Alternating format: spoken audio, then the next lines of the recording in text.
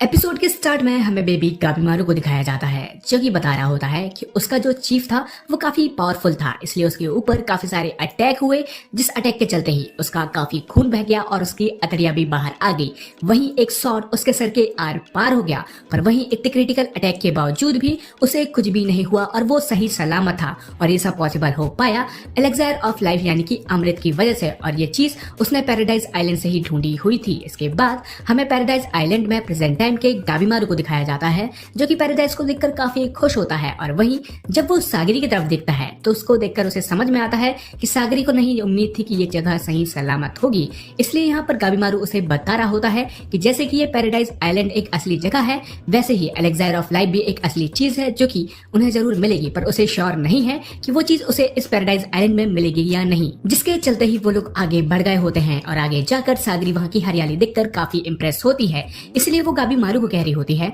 कि इस जगह की खूबसूरती को देखकर कोई भी यकीन कर लेगा कि यहाँ पर एलेक्सायर ऑफ लाइफ मिल सकती है। जिस बात को सुनकर गाबीमारू कह रहा होता है कि ये जगह काफी ज्यादा क्रीपी है, क्योंकि यहाँ का माहौल बिल्कुल भी नेचुरल नहीं है, क्योंकि काफी ज्यादा हरियाली यहाँ पर है। साथ ही साथ इन चीजों में क्या चीज छुपी होगी उन्हें नहीं पता, क्योंकि यहाँ पर जितने भी लोग आए हैं वो सब फूल की तरह बन गए हैं। इसी बीच गाबीमारू अपने हाथ की रस्सी खोल लेता है। इस चीज को देखकर सागरी को गुस्सा आता है और वो गाबीमारू से कह रही होती है कि वो अपने मन का कुछ भी नहीं कर सकता, इसलिए वो तुरंत ही अपने हाथ को बांध ले। जिस पर गाबीमारू कह रहा होता है यदि उन्हें मिलकर एलेक्सायर ऑफ लाइफ ढूंढना है तो उसे हाथ खोलकर ही काम करने होंगे। जिस बात को सुनकर सागरी को और भी ज्यादा गुस्सा आ गया होता है और वो अपनी शॉट निकालकर गाबीमारू के गले के ऊपर रख देती है और उससे कह रही होती है कि वो यहाँ पर बिल्कुल न भूले, क्योंकि वो उसकी दोस्त नहीं, एक एग्जीक्यूशनर है, यानी कि एक कसाई जो कि उसे कभी भी मार सकती है। और वहीं उसके इस डरावने अंदाज को देखकर अपना गाबीमारू तैयार हो गया होता है रस्सी को बांधने के लिए। बट तभी गाबीमारू के ऊपर एक जानलेवा हमला होता है, जिसके चलते ही गाबीमारू काफी दूर जाकर गिरता है। और वहीं सागरी देखती है तो वो पाती है कि ये एक क्रिमिनल होता है जिसके साथ उनका एक पार्टनर भी होता है। और वहीं पर वो क्रिमिनल अपने गाबीमारू को ललकार रहा होता है और खुश हो रहा होता है कि वो मारा गया। पर इसी बीच गाबीमारू उठकर खड़े हो गया होता है, क्योंकि उसने अपनी गर्दन को डिस्लोकेट कर लिया होता है, जिसके चलते ही वो बच गया होता है। और साथ ही साथ वो सागरी को कह रहा होता है कि क्या वो क्रिमिनल को सही सही देख पा रही है, जिस पर सागरी उसे बताती है कि वो इस क्रिमिनल को जानती है, क्योंकि ये क्रिमिनल जब ट्रेनिंग पीरियड में था तब उसे हथियारों से प्यार हो गया, बिल्कुल किसी माशूका की तरह, जिसके चलते ही अब वो काफी सारे हथियार को अपने साथ लेकर घूमता है और उनसे ही लोगों का मर्डर करते रहता है। जिस पर गाबीमारू सागरी से कह रहा होता है कि वो उसे ये नहीं पूछ रहा, बल्कि ये बता रहा है कि उस क्रिमिनल के हाथ खुले हुए हैं, तभी तो उसने उसके ऊपर अटैक किया। जिस बात को सुनकर सागरी स्पीचलेस हो गई होती है, इसलिए सागरी कीशो से कह रही होती है कि भला उसने अपने क्रिमिनल के हाथ क्यों छोड़ रखे हैं। जिस पर कीशो उसे जवाब देना जरूरी नहीं समझता, क्योंकि सागरी एक लोएस्ट रैंक की असाइमॉन होती है। इसी बीच क्रिमिनल गाबीमारू को फाइट के लिए चैलेंज करता है, जिस पर गाबीमारू कहता है कि यदि वो उसे मारने आएगा इसका मतलब वो ऑलरेडी मर चुका होगा। जिस बात को सुनते साथ ही क्रिमिनल गाबीमारू के ऊपर अटैक कर देता है, जहाँ पर सागरी अपने गाबीमारू को हाथ बंधे रखने के लिए कह रही होती है। और वहीं जब गाबीमारू हाथ बांध रहा होता है तो क्रिमिनल उसके ऊपर काफी सारे अटैक करता है, जहाँ हाथ बांधने के बाद उनके बीच में एक और फाइट स्टार्ट होती है, जहाँ पर अपना गाबीमारू सिर्फ एक सिंगल स्टिक से उस बंदे को उठाकर फेंकता है और उस बंदे के जितने वेपन भी आकर उसके ऊपर गिर रहे होते हैं उसे वो स्पिनिंग किक मारकर उस क्रिमिनल के ऊपर ही मार देता है। पर क्रिमिनल यहाँ पर अपने बॉडी आर्मर के तहत बच गया होता है और वो कह रहा होता है कि अभी तो फाइट स्टार्ट हुई है, पर वो ऐसा कुछ कर पाता है इसके पहले ही गाबीमारू उसको तुरंत ही वहां पर रेस्ट इन पीस कर देता है और उनकी फाइट स्टार्ट होने के पहले ही खत्म हो गई होती है। जिस चीज को देखकर कीशो अपनी शॉट निकालता है और तुरंत ही क्रिमिनल के ऊपर अटैक कर उसका सर अलग कर देता है और वहां से जाने लग गया होता है। पर सागरी उससे काफी सारे सवाल जवाब करती है, साथ साथ जाने के पहले वो कह रही होती है कि उनके बाकी पार्टनर मिसिंग है तो वो सावधान रहे। जिस पर कीशो कह रहा होता है कि जब वो लोग आ गए थे तो उसके पहले ही उसने काफी कुछ देख लिया है, जिसमें लोग एक दूसरे को ही मारना शुरू कर दिए थे और उनमें से आधे लोग मारे गए हैं, जहाँ पर कुछ लोग क्रिमिनल हैं, जिसके चलते ही उनकी फितरत में ही यही है कि वो लोगों को मारते हैं।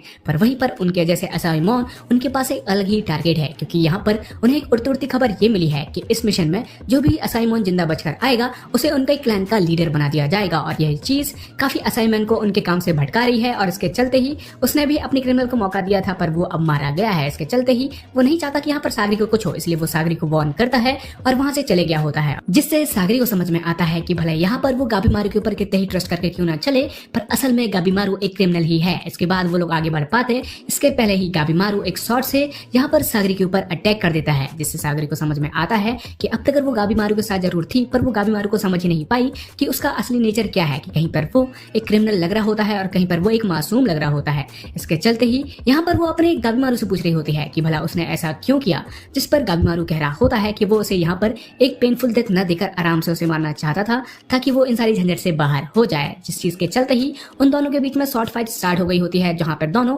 एक दूसरे को कांटे की टक्कर दे रहे होते हैं। इसी बीच हमें गाबीमारू का पास दिखाया जाता है, जहाँ पर गाबीमारू जब एक छोटा बच्चा होता है तो उसे चीफ अपने साथ रख लेता है पालने के लिए। साथ ही साथ उसे समझा रहा होता है कि जहाँ पर यदि फैमिली होती है और बच्चे होते हैं तो वो लोग काफी ज्यादा वीक हो जाते हैं, उनकी कमजोरी होती है, जिसके चलते ही वो स्ट्रांग नहीं बन पाते। और यदि किसी को स्ट्रांग बनना है तो उनके आउटसाइड कोई भी वीकनेस या फैमिली नहीं होनी चाहिए, तभी वो स्ट्रांग बन सकते हैं। पर वहीं पर गाबीमारू की एक वाइफ भी थी जो कि उसके लिए एक कमजोरी की तरह थी, पर वहीं पर वो उसे प्यार भी करता था, जहाँ इसके चलते ही वो इस वीकनेस को एक्सेप्ट कर लेता है। पर इसके बावजूद भी वो उससे बातों बातों में बहस कर रहा होता है कि वो एक हॉलो यानी कि अंदर से खाली इंसान है, इसलिए उसके अंदर इमोशन नहीं है। पर उसकी वाइफ कह रही होती है कि जब उन लोगों ने किस किया था तो वो काफी ज्यादा ब्लेस कर रहा था, जिससे उसे समझ में आता है कि गाबीमारू के अंदर काफी इमोशन है। और ये चीज अच्छी रहती है कि आपके अंदर यदि इमोशन है तो आप अपने इमोशन को बाहर निकालो, और इसके चलते ही वो उसे ऐसा ही पसंद करती है कि जब वो अपने इमोशन अपने आप से बाहर निकालता है, ना कि उन्हें अंदर दबा के रखता है। जिसके बाद सीन प्रेजेंट में आता है, जहाँ पर गाबीमारू और सागरी फाइट कर रहे होते हैं,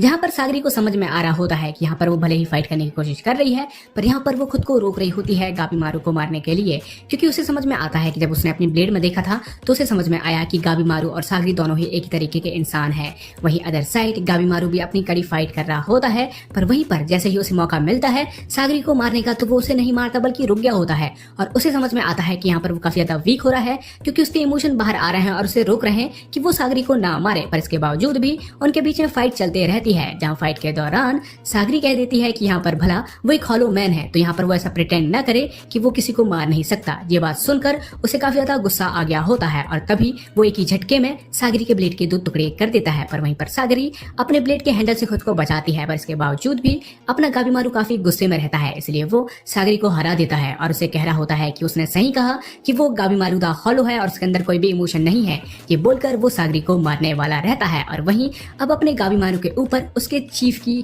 थोड़ी मेंटालिटी हावी पड़ने लग गई होती है। पर इसी बीच गाबीमारू काफी ज्यादा इमोशनल हो गया होता है और वहां पर वो सागरी को नहीं मार पा रहा होता, क्योंकि इसी बीच उसकी वाइफ की मेंटालिटी उसके ऊपर हावी हो गई होती है, जो कि उसके अंदर के इमोशन को बाहर लेके आ रही होती है, जिसके चलते ही वो सागरी को चाहकर भी नहीं मार पा रहा होता। जिस चीज को देखकर सागरी को भी समझ में आता है कि यहाँ पर गाबीमारू पूरी तरीके से गलत नहीं है, क्योंकि उसके अंदर बचपन से ही ऐसी चीज भरी गई थी, जिसके चलते ही वो एक हॉलो यानी कि खाली इंसान बन गया। पर वहीं पर उसकी लाइफ में उसकी वाइफ आई जो उसके अंदर इमोशन को भरते चले गई, और इसी चीज के चलते ही यहाँ पर सागरी भी उसकी वाइफ की तरह उसे मोटिवेट कर रही होती है और कहती है कि उसे अपने पुराने सेल्फ यानी हॉलो बनने की जरूरत नहीं है, क्योंकि सबके अंदर इमोशन रहते हैं और उनके इमोशन ही उन्हें ताकतवर बनाते हैं, ना कि वीक। जिसके चलते ही यहाँ पर सागरी और अपने गाबीमारू के बीच में काइंड ऑफ पैचअप हो गया होता है। अदर साइड हमें एक क्रिमिनल को दिखाया जाता है, जिसे एक मधुमक्खी काट के जाती है, और उस मक्खी को देखते साथ ही क्रिमिनल अपने हाथ को और उस मक्खी दोनों को काट देता है। इस चीज को देखकर उसका पार्टनर पूछता है कि भला उसने ऐसा क्यों किया, तो क्रिमिनल बताता है कि यही वो मक्खियां हैं